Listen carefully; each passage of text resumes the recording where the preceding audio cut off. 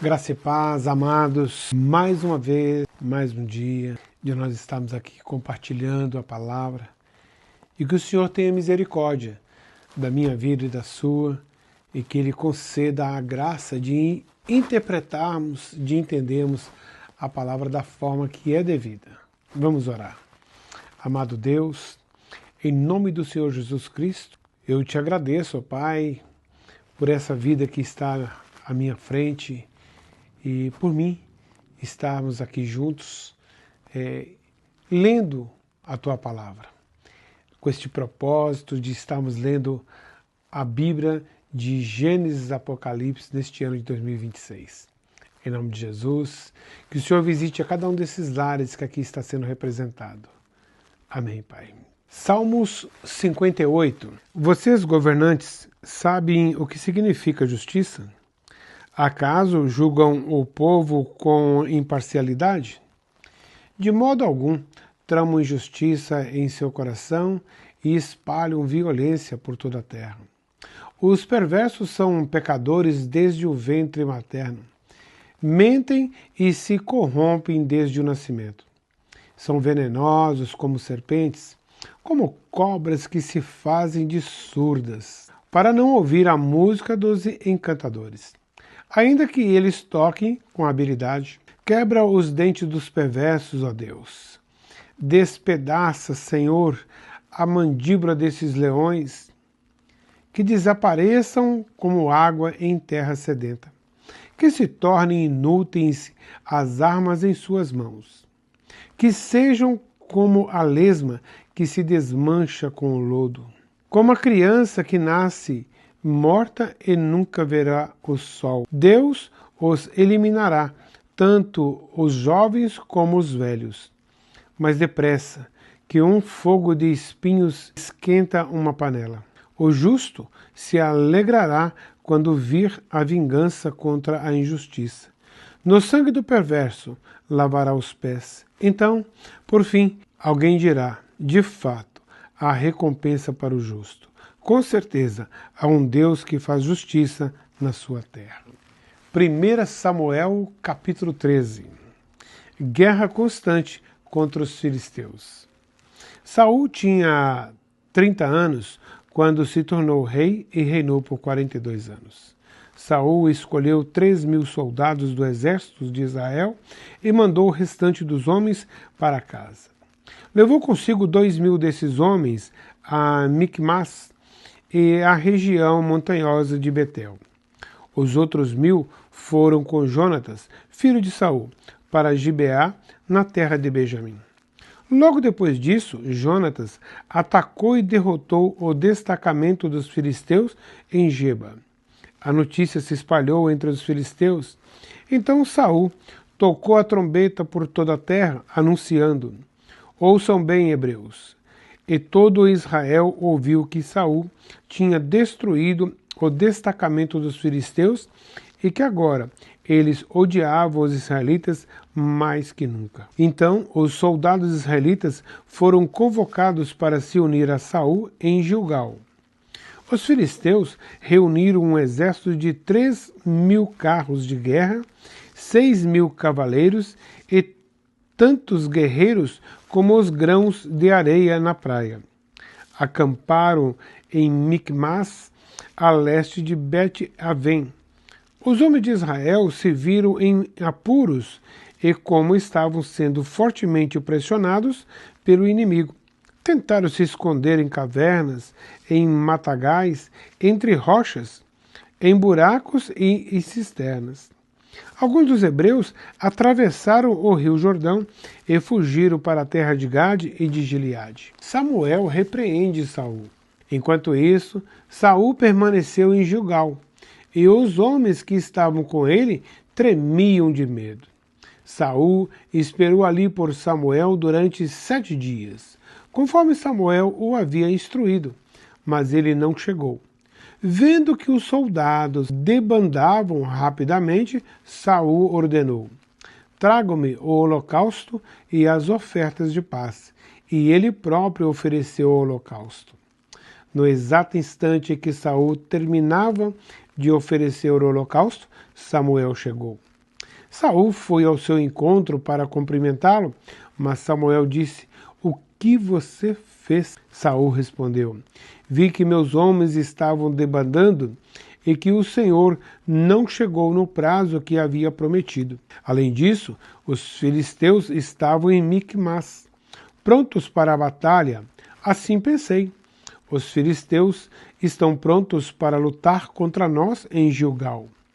E eu não pedi ajuda ao Senhor. Por isso, me senti na obrigação de oferecer holocausto." "Você agiu como um tolo", exclamou Samuel. "Não guardou o mandamento que o Senhor, seu Deus, lhe deu. Se tivesse obedecido, o Senhor teria estabelecido para sempre seu reinado sobre Israel. Agora, porém, seu reinado não permanecerá, pois o Senhor escolheu um homem segundo o coração dele. O Senhor já designou esse homem para ser líder de seu povo, pois você não obedeceu ao mandamento do Senhor." A desvantagem militar de Israel. Então Samuel partiu de Gilgal e subiu para Gibeá, na terra de Benjamim. Quando Saul contou os soldados que ainda estavam com ele, viu que havia cerca de 600 homens. Saul, Jonatas e os soldados que estavam com eles ficaram em Geba, na terra de Benjamim.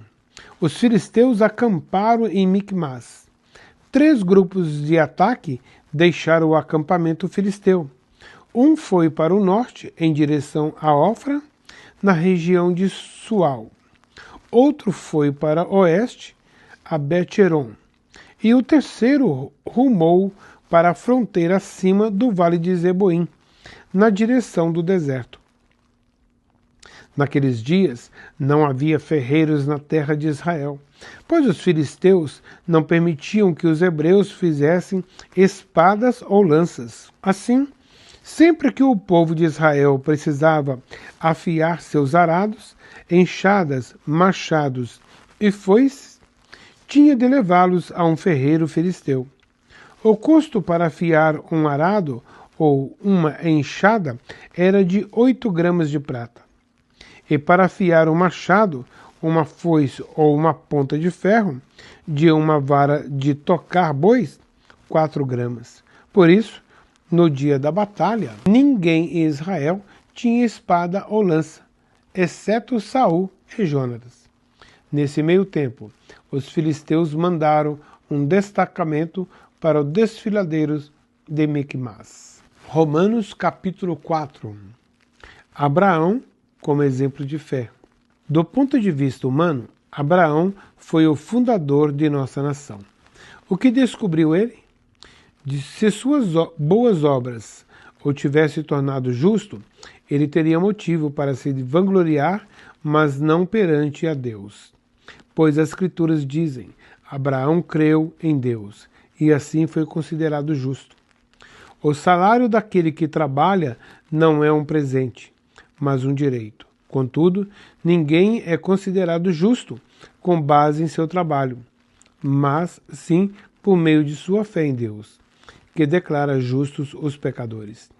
Davi também falou a esse respeito quando descreveu a felicidade daqueles que são considerados justos sem terem trabalhado para isso. Como são felizes aqueles cuja desobediência é perdoada, cujos pecados são cobertos. Sim, como são felizes cujo pecado o Senhor não leva mais em conta. Por acaso, essa bênção é apenas para os judeus ou se estende também aos gentios incircuncidados? Já dissemos que Deus considerou Abraão justo por meio de sua fé. Mas como isso aconteceu? Ele foi considerado justo somente depois de ter sido circuncidado ou antes disso? Está claro que foi antes de ele ser circuncidado.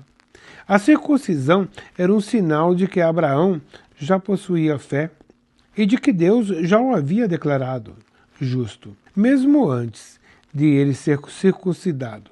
Portanto, Abraão é o pai daqueles que têm fé, mas não foram circuncidados. Eles são considerados justos por causa de sua fé. E Abraão também é o pai daqueles que foram circuncidados, mas somente se tiverem o mesmo tipo de fé que Abraão tinha antes de ser circuncidado. A promessa de que Abraão e seus descendentes herdariam toda a terra não se baseou em sua obediência à lei de Deus, mas sim no fato de ele ter sido considerado justo quando teve fé. Portanto, se a herança prometida é apenas para aqueles que obedecem à lei, a fé é desnecessária e a promessa anulada. Pois a lei traz ira sobre aqueles que tentam obedecer a ela. A única forma de não quebrar a lei é não ter lei nenhuma para quebrar. É por isso que a promessa vem para a fé, para que ela seja segundo a graça e assim alcance toda a descendência de Abraão. Não somente os que vivem sobre a lei, mas todos que têm fé, como a que teve Abraão, pois ele é o pai de todos que creem. Conforme aparece nas Escrituras, eu o fiz pai de muitas nações. Isso aconteceu porque Abraão creu no Deus, que traz os mortos de volta à vida e cria coisas novas do nada. Mesmo quando não havia motivo para ter esperança, Abraão a manteve, crendo que se tornaria o pai de muitas nações. Pois Deus lhe tinha dito: esse é o número de descendentes que você terá. E sua fé não se enfraqueceu, embora ele soubesse que, aos 100 anos, seu corpo, bem como o ventre de Sara, já não tinha vigor. Em nenhum momento a fé de Abraão na promessa de Deus vacilou. Na verdade, ela se fortaleceu. E com isso, ele deu glória a Deus. Abraão estava plenamente convicto de que Deus é poderoso para cumprir tudo o que promete. Por isso, por sua fé, ele foi considerado justo. E quando Deus considerou Abraão justo, não o fez apenas para benefício dele. As Escrituras dizem que foi também para nosso benefício, pois elas garantem que também seremos considerados justos por crermos naquele que ressuscitou dos mortos, a Jesus, nosso Senhor. Ele foi entregue à morte por causa de nossos pecados e foi ressuscitado para que fôssemos declarados justos diante de Deus. Amém? Que Deus te abençoe abundantemente. Que Deus continue te iluminando, te protegendo. Que Deus possa conceder as realizações dos seus sonhos, mas na medida que Ele deseja que seja. Um grande abraço. Deus te abençoe.